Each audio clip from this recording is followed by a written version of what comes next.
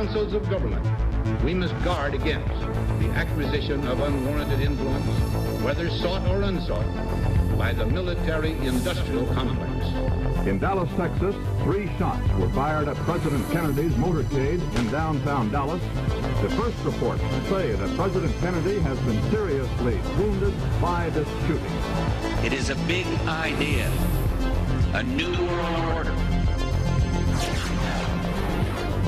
It was almost as if it were a planned implosion. It just pancaked. Either you are with us or you are with the terrorists.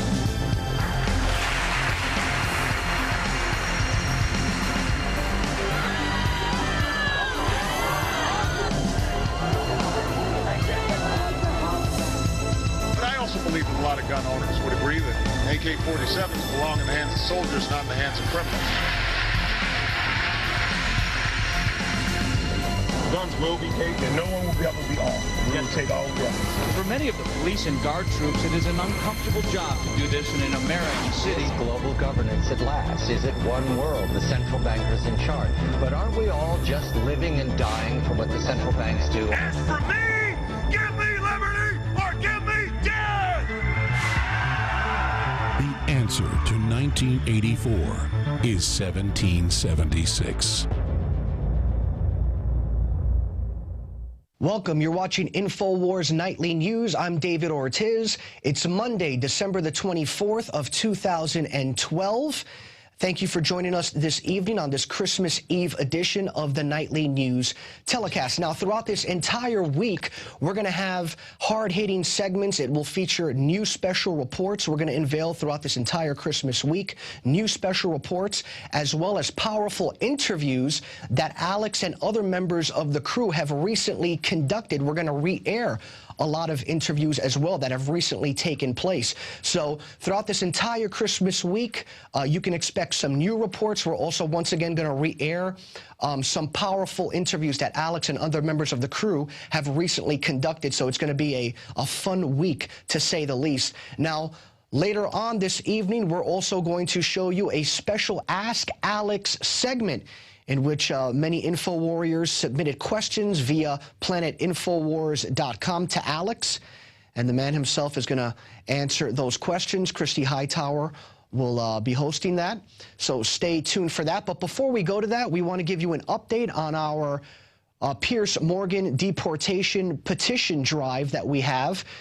Our petition has it's gone viral. It's been on Drudge Report, the AP, and it's basically a petition, if you want to fill it out, that says that we want Pierce Morgan, the anti-Second Amendment activist, to be deported.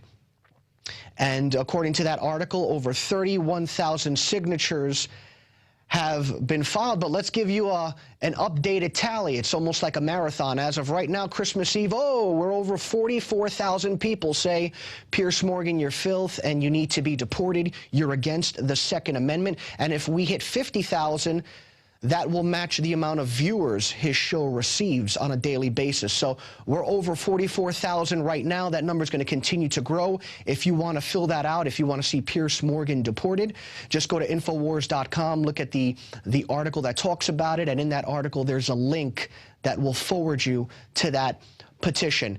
And for those that say this goes against his First Amendment rights, you'll see in our articles why it does not violate his First Amendment rights if, in fact, we seek to deport him. So fill out that petition. And remember, if you like what we do here, you know, one way you can help this operation is by becoming a member of PrisonPlanet.tv. Right now, we have a special operation called Operation Wake the Sleeping Giant, in which you can become a subscriber and share that subscription with as many as 10 additional people. Upwards of 10 people. They'll be able to see the show for free. They'll be able to use your username, your password. So one subscription is good for up to 10 people, and that's a great gift. Or you could obviously split it with some friends, and the subscription will basically be almost free if you do that, if you guys all split the cost. This is a great way to fund our operation. So right now, we're going to go to the Ask Alex segment, and hold on tight. He has some great responses.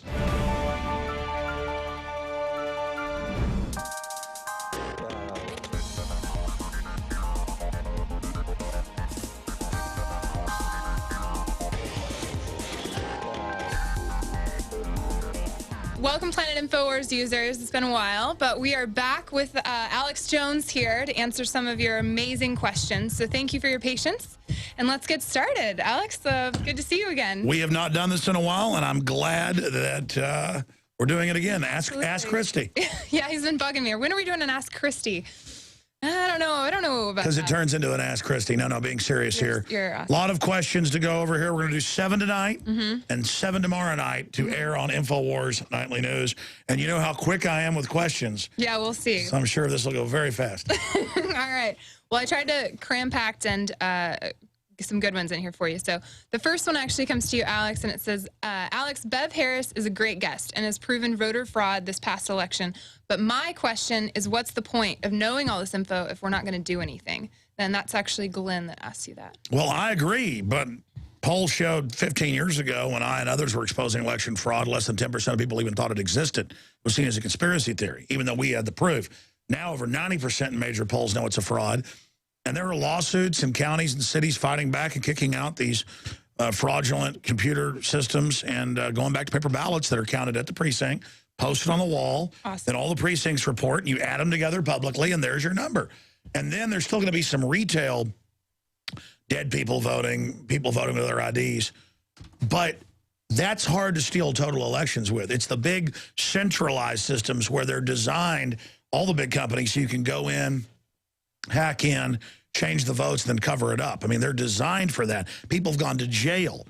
And now you're right. It's like, well, okay, it's fraudulent. What do we do? We've kind of reached that point. It's nuts. Actually, lots of my friends that I talk to about these kind of things, they're like, yeah, that's true. Yeah, the government's shipping guns. It's kind of like, yeah, I accept. Oh yeah, the government shipping guns into Mexico. Yeah, the government shipping narcotics into the country. Yeah, no, it's all just out in the open now. And it's like we feel helpless, like all right, yeah, I acknowledge it, but what do we do now? So we turn our guns in. Yeah. All right, so the next question actually, don't even get me started on that, Alex. This last weekend was really rough for me. I was angry this last weekend about all that. Dear Alex, I find it quite curious that in the past month, there have been 2 tragedies by the name of Sandy. Obviously the hurricane and then this recent shooting. The Frankenstorm and now the incredibly heinous massacre in Connecticut. Interesting fact that I was provided with in the book The Hunger Games, there was a ritual sacrifice of 23 children. Author of The Hunger Games, Suzanne Collins, lives in Sandy Hook. Now, I don't know about anybody else. However, I've learned everything from history is that bad things happen in 3s. So is there any kind of third prediction we're moving towards? This is actually coming to you from Courtney Driver. Well, again, that's a really big question. All I know is the media kind of turns your nerve endings on and then they turn them off. Don't worry about 1 million dead Iraqis, British Medical Journal. Don't worry about Obama killing thousands of children with drones in 8 countries. Don't worry about Libya and Syria being turned over to al-Qaeda to ethnically cleanse tens of thousands of blacks in Libya alone and blow up churches. Never mind all the videos you can find online of little kids with their faces blown off. I mean, unbelievable stuff. We're told, oh, that's just war, collateral damage. Right. But then when they want to pull on heartstrings and go, we just want to take your guns for the children. It's not that we're buying 1.6 billion bullets and, massing all this force and surveilling you illegally run by foreign banks. So we really want to take all your guns because we care. And then they have the big slave factory owning Walmart, we're not going to sell guns anymore because, of this. And trying to get other retailers to stampede into a hysteria to ban guns. And so people say bad things come in 3s. There's 7 billion plus people on the globe. 15 million children starve to death a year. That's a conservative UN zone number. And another, strangely enough, 15 to 20 million adults. So we're talking 30 plus million. Again, individually, Stalin said 1 person dies, it's a tragedy, 10,000 die, it's a statistic. Right. They have decided to go in and say, look at the children and play the music and show the parents and do all that because now they want to get that UN gun treaty signed. Now is the time. I mean, look, 3 weeks before the tragedy happened. You called it. Well, I mean, it wasn't hard to call. It's like, that bear is crapping in the woods, Mike. How did you know that? I mean, when you see the enemy massing and they're bragging, we're going to get their guns, don't worry. Yeah. I mean, that's the quotes we've gotten here. They told us they were coming. Yeah. So, I take it pretty serious, Absolutely. But now it's like, come on, the kids died. Let's turn them in just for them. Yeah. But meanwhile, I'm glad this got brought up. Can we go to a document cam shot on this? Yeah. Let me show people something here. I think we're already to question number 2. Where are my FBI crime statistics? I just had them out there. Decreasing? Strangely enough, will you guys give me those FBI statistics? Thank you. I just happened to bring these in here with me. Oh, never mind. They were under here. Too many articles to me. Look at this right here. Lots to cover. This is Uniform Crime Reports, the FBI. Violent crime from 07 to 011. The numbers we're always getting are a year late. You're looking at a 20% decrease. And if you look worldwide at what's happening, as gun ownership goes up in the few countries that have guns, crime goes down. Yeah. So it's absolutely, and by the way, going back to the mid-'80s when gun ownership increased again, because they were the media had power to demonize guns from the 60s on. A lot of them got turned in, crime got really bad. People went, you know what? Never mind. I'll call the cops if they can show up, but I got a gun to protect myself. Exactly. So what happens is violent crime's going straight down, but you'd think the media, you think it was the end of the world, wouldn't you? You think crime was like, because gun ownership is going straight up. So there's the real graph. And by the way, go look at the FBI crime statistics, FBI.gov for yourself. And they really don't like to advertise these. And it's the same on property crime, everything. Property crime in homes is way down. The only thing that's up, and we looked at those statistics on Austin as well. It's an incredible website because it gets all the local statistics. Because the depression's going, cars getting broken into when you're not there, purses getting taken at the mall, pickpocketing, stuff like that's up. I know just at my complex, I've heard of in the last week, just, you know, cars getting broken into, Slim Jimmed, like no windows broken, nothing. They just get in there. I wonder if part of it is to Christmas. I mean, people get desperate. Well, it's a lot of that, but I mean, just generally in the last few decades, as more people arm, less women are getting raped, less people are getting mugged, less home invasions. Yeah. The old days, crazies would just tie up your family when they came to rob you. Places like New York and Chicago. Yeah. And then kind of go, you know what, I think I'll go ahead and let's just kill the whole family. Why not? Yeah, that's way down. Because you know what, they know, let me see, more than half these houses are packing heat. They're gonna kill me real fast. Yeah, I wouldn't hesitate. I wouldn't hesitate. So I just showed people the FBI's own numbers, okay? Yeah. Those are facts. I'm curious that they even put it out. I mean, I'm curious. Like, why? Well, see, the crime statistics have been a big debate. That's why they want to fully federalize local police. Right. Because the locals are collecting the numbers. And they're seeing that it's not going to work out. Well, they can't cook them. Yeah. Just like I was saying on the voting, you have it counted locally and then added up in front of everybody. You don't just trust the feds. The feds are just, in fact, I can go to the local Austin Police Department and see the exact same statistics. That was collected by the local police. It's awesome. But the point is, criminals have moved to stealing the wiring off government buildings. Right, the copper. Yeah, they've moved to shoplifting. Because nobody's going to shoot you in a store. They know that the security guard ain't going to do that, or the police aren't most of the time, unless you try to back over them, like happened a few weeks ago at Walmart. Right. So they're moving to where they know the guns aren't. Where do these crazies go to shoot people? Where they know nobody has a gun. Where they know nobody has a gun. But they want to create all this emotion and hope we don't look at that. All right, question number 3. Good, moving right along. All right. Alex, my question, this question actually touched my heart personally, so that's really why I'm including it as well. But Alex, my question is of a personal conflict of ideologies. I agree Social Security and Medicare are abused and misused, and they want to enslave us all through it. But on the other hand, as I'm legally blind and I'm diabetic, who has a kidney transplant, how will I survive post-New World Order? Without Social Security, how do I eat? No one wants to hire someone like me to be, I'm a big liability. Even though I'm a hard worker, self-motivator, et cetera, you know, I want the government out of our lives just as much as you do, but what am I supposed to do? Well, here's what you should understand. Michael, by the way. Michael, that's a great question. These are all great questions from planetinfowars.com and the Ask Alex group if folks want to send us more questions. A lot of times I notice that the commenters answer each other's questions, so it's nice. Really one of the best sites on there, or groups, I guess you'd call it, to be technical. There isn't a perfect world. We know that modern governments based on eugenics have created a socialist model at the grassroots to take control of people, and once they get the full socialist model in, it's designed to bankrupt the old healthcare system. And it is set up to then bring in a cost-cutting program of eugenics. So you rightfully said under the New World Order, you're going to be in deep trouble. Yeah. Let's get that straight. You know, the illegal aliens, everybody else under charity care or whatever could get care. They would try to not let citizens know about that. Now, under this system, it's doubling the insurance cost. I mean, that was announced last week. Well, we knew that. Insurance companies wrote it. Yeah. So now the government lets them restrict what care you get. They go, oh, you're still getting the care. We just can cut it back now. Right. And they say, oh, just non-essential tests. No, it's whatever they want. Yeah. And death panels that Bill Gates pushes. So it's a death system. You could have robots that administered some nice socialist system. It would still have problems. But who programs the robots? But when you talk about humans doing it, it's done purely so these people can play God. And so, but it'll take them a while to kill the healthcare system. And I understand having welfare at the local, state level, the church level. Most of these big Rockefeller-run hospitals are supposed to be, you know, tax exempt, because they're supposed to have half their care being charity care. Right. They don't do that. No. Or they turn Americans away. And again, I'm not bashing illegal aliens. Why do the illegal aliens get the health care and citizens don't? Why do illegal aliens get let go for drunk driving, citizens don't? Because, and I've had cops admit this to me. It's been on the news. I've heard it too. Well, it's absolutely a fact. It's because they want the incentive to bring the third world labor here to drive down wages to make us third world. The globalists use poverty to control people.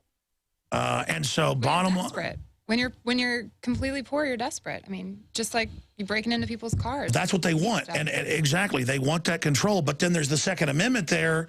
So now the globalists want everything to be like Chicago or New York, overrun with crimes. You call for more cops, and then it just gets more. No. Instead, the guns are equalizing. The crime's going down, but they're like, no, 20 kids. You know, look at this. It's horrible, which it is. But again, I've used this analogy 100 times. I'll use it again, Kristi. It's so important. Absolutely. And we've done a news report on this that we should air again, maybe even tonight. The crocodile tears with all of the kids being killed by drones playing over it. Yeah, we played that last week. We need to play one from like a year ago from the Nightly News where we showed the articles from the 70s. Mm-hmm. Guys, what years did Jaws come out? 76, 78? I forget. Where for 2 years, more than half the people didn't go to the beach. Oh, yeah. Because they thought the shark was in there. It's still a stigma. It's still. Well, yeah, and it's the same deal today. Yeah. With guns. It's like sticking an owl on your roof so pigeons don't get up there and crap on your house.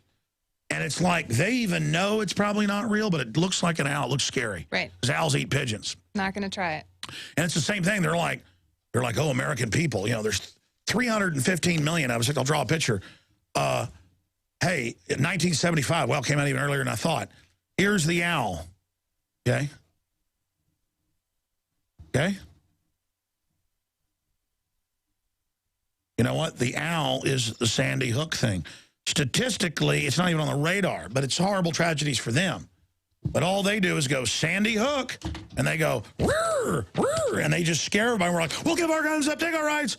Terrorists, it's your 9/11. Now we're going to spy on everybody and stick our hands on your pants at the TSA. Rrr, rrr. I mean, you know, it's just like putting one of these owls. Anybody seen the owls they put on the roofs out there? You know, yeah. And it scares the birds away. Oh, yeah. Well, how do they scare our freedom away?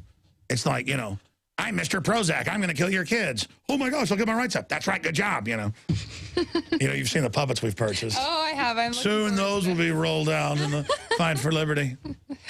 All right, the next question, Alex. It says, Dear Alex, my question concerns the repeat of history. When settlers came to America, they encountered Native Americans, and during the next 100 years after that encounter, the settlers had formed a trust with them.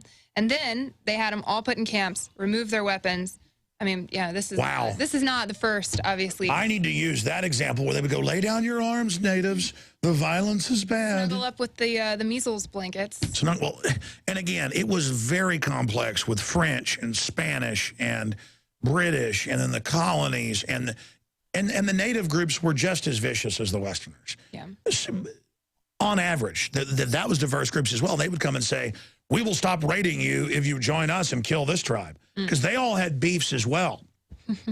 That's why the natives could be defeated, was because they didn't have the superior technology, even though they had greater numbers, and they weren't unified. And so it took over 150 years to even get off the East Coast because the natives were smart and would play the French off against the Brits and off against the Spanish, and, you know, that's how they would do it. I mean, divide and conquer is just something humans do. Yeah. It's just that the Westerners got an organized government, and once there was an organized country and Western expansion, and you know, the providence, where, you know, the divine right to move west. Once that idea was put out, nothing was going to stop it. And there were incredible wars that went on, and it's bad from both perspectives. But really, it was just good old-fashioned barbarism. And that's what the globalists are doing with the illegal aliens now. They hate their guts. They want to get them here, shoot them up with cancer virus vaccines, you know, drive down their wages as well. They signed UN deals in the 80s to take the rural property from the natives in southern and also western and eastern areas of Mexico. They drove them all up to Mexico City to work as slave labor, basically, and then up to the maquiladoras on the border, and then into the United States. So again, they're victims in this as well, but it's the same deal. The globalists are divide and conquer, using the giant Latin American population to bring down the United States. And they pretty much have already done it. I mean, we are becoming a third world country. Yeah. Yeah. The next, that was actually by Tammy, so thank you, Tammy. The next question actually by Bulletproof, and he says, Alex, I heard Wednesday's broadcast where you got stopped by the trooper, and that was a good broadcast. That was like 2 Wednesdays ago now. I haven't had time to air that. I feel like it was yesterday, it seems like.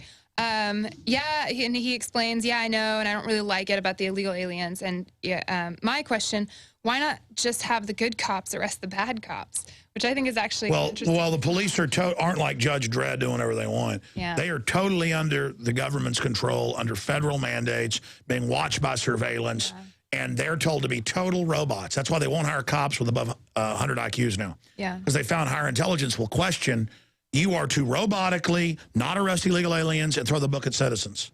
And if you don't like it, we got 100 more guys. No, it costs them too much money to what is the word? The feds won't even pick them up. Yeah. It's just, you know, extradite would be, it was for a crime to that nation, back to the nation where it was committed. In this case, it's deportation. There we go. Or a new word, deportation. Deporting, yes. We're going to have an Alex dictionary. You can tell I've been talking too much. All right, next question. All right, so the next one is a fan of 2012 asks you, I've got a question about presidential assassinations. And I was like, whoa, when I read this question. But why was William McKinley murdered? I've heard a lot of conspiracy theories about how the bankers played a role in the murders of Kennedy, Lincoln, and even James Garfield, but I never heard anything about McKinley's assassination. All right, well, I'm going to be honest about this. I remember the case. I remember one of those things, I'm so tired today that I cannot remember. And, well, to be clear, I remember about 80% of it, but then if I don't absolutely have all the facts and the history fresh in my brain, because I've been working quite a bit lately with the attack on the guns. Yeah. Then I don't like to answer the question. Let me look it up. Okay. Just to make sure that I've got my facts straight before I even comment. Weird. Yeah, that was the guy that launched the Spanish-American War. He was the guy in charge when they staged the attack on the Maine. The bankers involved in his assassination. Yeah, so I knew who he was and what he did. I just remember the particulars of his assassination. I need to go back to it, because then if you read part of the history, then it triggers all the rest of the history. Yeah. It's kind of like when you're trying to, like this computer, you're trying to get some data off of it, and it's like, go back to it for me so I can read it right here and try to answer it. Because, again, I haven't pre-looked at these questions, folks. They give them to me fresh. Raise protective tariffs to promote American industry and maintain the nation on a gold standard. And despite the fact that he helped, again, launch the Spanish-American War with Hearst and others, that's what I had remembered about him, was that he didn't go along with the globalists and the Rothschilds and others, and the fact that they didn't want us to have a strong nation. They wanted to just use us to basically fund their empire. So, yeah, my memory did serve correctly. That basically was what was going on with William McKinley. How do the Rothschilds and things like that, like, do they have their own set of personal snipers or, you know, assassins that they can just... Like, how do they pick? Boy, that's another big question. I mean, that's my own question I'm kind of inserting here, but... It's all in British history, how they did it. Yeah. But to oversimplify it, they financed both Napoleon and the British Empire. And in a war, both sides go into massive debt. Yeah. And the governments battling with each other, the two different corrupt systems, will take private property, take 100% of what people have got. Yeah. Take the middle class's money, you name it, to buy the weapons they need. And the Rothschilds had 5 different dynasties broken off, and so they were in control of 5 different major countries and all 5 major powers. They were big players in Europe and in England. Mm-hmm. And if you go back and study the history, the head Rothschild in England, who was the most powerful, he had people at the Battle of Waterloo. That's why we say he's met his Waterloo when Napoleon, was beaten for the last time. And Napoleon had been beating and beating and beating, the different sides. And then I start pulling up the data on the actual battle, and Napoleon caught in the British-Prussian pincer attack. But what they were able to do was then he got a fast corvette on the seaside to race across. The minute that the battle ended, they used carrier pigeons to then get to horsemen who then raced ahead, hours ahead, on the fastest ship across the channel to then have their people put out the announcement in the London Stock Exchange, the biggest in the world, that England had lost the war. And stocks just plunged over 90%. Oh, yeah. I actually covered this in Endgame, Blueprint for Global Enslavement. And then he was able to buy it all up for pennies on the pound. And so after they did that, not only did they have key banking houses dominating banking in Europe, now they had the British Empire absolutely in hawking. And they took control of almost every company in England, which was the most powerful, vibrant empire in the world. So the Rothschilds became, and then they were made lords and intermarried with the royalty. Oh, yeah. And so it's a weird, German, Jewish hybrid with the German royal family. That the British royal family is German as well, and Transylvanian. You want to get into their whole lineage. It's just bizarre. But then they adopted, by the 1850s, just a few decades later, I think the Battle of Waterloo was in 1815, they adopted eugenics because they thought it could make them live longer. They were also inbred, the Rothschilds, normally marrying, their cousins. They had the same problem as the British royalty. Right, yeah. Was that most of their children were born with serious deformities and mental problems. So they fully funded eugenics. And they've made our world. Wow. I mean, almost everything you look at, the UN, government departments, programs, it's Rothschild, Rockefeller. And by the way, 10 years ago, they merged their bank holdings. This year, 2012, they merged their family holdings. They are now one operation because the Rothschilds really are the head of the snake, and the Rockefellers were their client family. Wow. It's amazing. Yeah. Wow. I feel like I have so much more reading to do. This seventh question, so this will be the end of this section here, but Bob from San Jose, California says, Alex, so many things always, he says so many things to tell you, but the one thing I wanted to say was I love your son. He's a character. Well, we know where the next voice in alternative media is going to go. So kudos to you and your wife. But why is he on the air? Yeah, like what? I know you've said he wanted to be on the air. He's here today. Is he? Because he's homeschooled. He's homeschooled, and he reads about 10 years ahead of his time. Yeah. And he already knows more history and things in some areas than I do. And he just begs and has a passion. Believe me, I'm super private about my children, my family, the whole 9 yards.